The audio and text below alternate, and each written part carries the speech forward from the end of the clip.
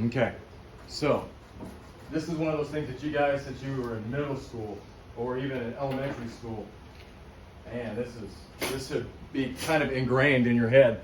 And the thing you worked on yesterday, this is it. Now check it out. Make sure you know. Everybody, you know what evaporation is. So here's your cycle. Cycle means circle. So you see that it's constantly going through this. Remember, water can clean itself. And we'll get back to that in a second. Evaporation. That's water going from a liquid to a what? Gas. Liquid to a gas. But do you know what transpiration is? Remember, these are going in a circle. What's transpiration? Look what it's coming up off of. What is it? The trees? Plants? Do you ever notice in Indiana sometimes in the summertime it gets real hot when the corn is green and it gets really humid? That's because the corn is releasing a lot of water that it's pulling up. Plant sweat, not really technically. Plant sweat, when we perspire or our perspiration, plants have what's called transpiration. So they're releasing tons of water. If you go to the Amazon jungle, it's about 3 o'clock every day. The plants are releasing a tremendous amount of water, and then it starts raining every day. What's happening is all this gaseous water goes up to about this level, and then here's where it gets really cold. Think about it. When you still might do it. I do it every once in a while on a bus. You breathe on the window. All that water that's in your breath hits that cold glass and instantly sticks to it. That's called condensation. But when it rises up into the air, it condenses. Now here's a I don't know, fun fact. Think about when you were younger and you open your mouth trying to catch a raindrop. Inside every raindrop, there's a dust particle. Because without dust, there'd be no rain on the planet. Because it's got to have something to build the water around. And so when that dust gets way up there where it's cold, and the dust particle is cold, the water vapor hits it, sticks. And then the more it sticks to it, the heavier it gets. And you have what happened last night, you end up getting rain. And so then gravity will pull it down. Well, you know there's rain, sleet, snow, and hail. Those are your four types of precipitation. Sleet might be a form of rain, and hail, I don't know. And then you got snowmelt or runoff. And this is bad in the wintertime here because we can get floods when the ground can't absorb the water. It all runs into the rivers and stuff like that. That would be runoff. And then into the surface, so like all the lakes or streams. And eventually it's going to go back to the ocean. If we let a rubber ducky go in the Iroquois River, where does it go eventually? What big body of water? Do you know? I don't expect you to. But if you could follow it, it's going to go into Iroquois is going to go into the Kankakee. Kankakee is going to go into Illinois. Illinois is going to run into the Mississippi. The Mississippi is going to run into the Gulf of Mexico. So eventually it's going to go into the Gulf of Mexico. Okay? Now, if I take one water molecule, there's one little H2O molecule. It'll spend, on average, about 3,000 years in the ocean before it gets to the surface and evaporates. Once it evaporates, it's only in the air for about a month. And then it falls back into the ground. But if it's in groundwater, it could be locked up there for like 10,000 years before it gets back out. And now ice, if it falls as snow and it turns to ice, some of the ice is like 2.5 million years old. So you can see one water molecule could be locked away for a long time. So it's, like in the ocean, to go all the way round trip might be 3,000 years, 10,000 years, or it could be millions of years. And remember, we're not getting any more. We're not losing any, we're not getting any more. Now, if a big comet were to hit the planet, like they found on the outskirts of the solar system, they found one that was 63 miles wide. That's a lot of water. So think about an iceberg hitting the planet. That would add quite a bit of water. Okay? Any questions? Oh, is there one I'm missing here? Evaporation, transpiration, precipitation, runoff, surface. Groundwater is not in there. So that would be underground. And that's where Rensselaer gets its water, right? You guys know your water comes from underground? It's piped up into the big water towers, and gravity pulls it down to your houses. And so you don't need a water pump. If you live out in the country, you need a water pump. But here in Rensselaer, no, you don't. Okay, now, water, and you know this, water is a liquid on Earth. It's one of the few planets where it's a liquid. We know now that it's on Mars, so yeah, it's there. And so this is probably one of the most important. Remember, we kind of talked about this a little bit. When you get thirsty, we need water, not because you're thirsty, but your body's trying to tell you something. Hey, you got too much salt or too much of something. And when you drink the water, it dissolves it and it pulls out all the waste. And if you don't think water is a solvent, go look at the Grand Canyon. It's dissolved that whole big canyon, 230 miles long, 10 miles wide in some places. And it just took a little time. And the Colorado River has just chipped away or dissolved it. So water is a solvent. Now remember, it cleans itself. And so if you get caught out where you can't get water, you can drink your own urine in a situation, but it's like drinking salt water, like ocean water. It's going to add up. But if you could devise a way to boil the urine and then catch the steam and then drink the steam, it's steam, that's water, it's pure. It's pure. It's pretty cool.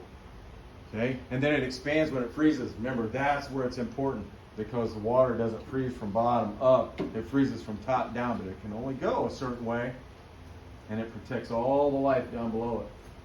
And that's why it's important. Okay? Nitrogen cycle. Okay. Take a really deep breath like this. 78% of everything you have in your lungs is nitrogen. Okay? Only 21% is oxygen. The other is trace gases. The other 1% is trace gases. Think about it. If those numbers were switched, if oxygen was 78% and nitrogen was 21, and you lit a match on the planet, that probably wouldn't be very good. So you need something in the atmosphere that doesn't burn, that can kind of dilute the oxygen. This is what you got going here. Mother Nature found a way. It's pretty cool. But we need nitrogen. Our bodies need nitrogen. Write this down. We need it to make protein. The 2,000 proteins we need, nitrogen is a big component of it. If we don't get it in our food, we're not going to make our protein. Now, there are bean plants, pea plants, that if you pull them up out of the ground, and I raise beans in my garden, you pull them up, and you look at the roots, and there's these big, nasty, round nodules on them all over. And you think, man, the thing's got a disease. But it kind of does. It's got bacteria in those nodules, and the bacteria can actually suck the nitrogen out of the air and make fertilizer. Farmers, when they plant corn, before they plant corn, they take those big white tanks and they drag them through the fields. They're putting what in there? In the form of ammonia, right? And then bacteria break it down into nitrates, and then they break it down into nitrates a little more, and then plants can use it. That's how it works. But without beans doing it or people doing it, here's the only way you can get it out of the air. If you hold up your finger like this, it's even about, a bolt of lightning is about as wide as that marker. But yet all the way around it, it gets as hot as the sun on the surface. And that gets hot enough that it can take the nitrogen out of the air and then pound it in the ground. And there's like 2,000 lightning bolts a second all over Earth. We had some last night here, and all they do is constantly take the nitrogen. Boom, boom, boom. Oh, I imagine.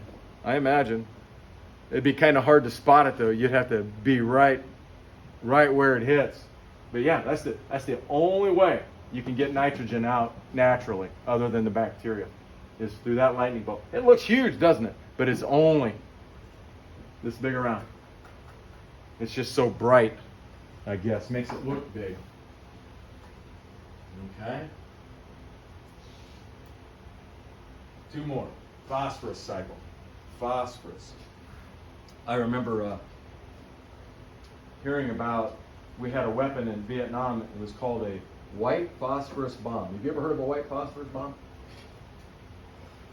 Phosphorus, pure phosphorus, when it hits air, it catches on fire. And so these bombs we would drop on enemy camps, and it would spray white powder everywhere. Anything it touched caught on fire. Tell me how gruesome that is. And the people that were near rivers, when they jumped in, thinking, oh, okay, pretty good. When it hits water, it goes even hotter. but in its more natural state, we got to have it because it helps our bones. What's number one when you think bones? What does milk contain? Calcium. Without the phosphorus, it can't work. Okay, so we got to get this phosphorus in us, and the only way you can get it is farmers will take it and they will spread it on the fields. But naturally, it's locked up in the rocks. It's so super rare. You know, Indiana used to be under an ocean.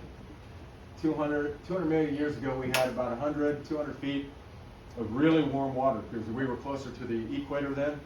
And it deposited all the silt and dirt and dead animals, and it made limestone rock. And that's where you get the quarry, and so we can get our gravel. There's a lot of phosphorus locked up in the gravel. Okay? And if we crush it in limestone, we spread it like the farmers do, you can get some of that phosphorus. But it's very, very rare. And that's the only place that we can get it. Now here's what makes it, not only for your bones, but you and I, we're constantly making RNA, constantly making DNA. And the big component, one of the big three components, is phosphorus. Okay, you're going to see that. And then also our cell membranes. You know, think of a balloon. You're holding a balloon with water in it. Our cells are kind of like that, and that membrane that holds everything in. Its major component of it is a phosphate.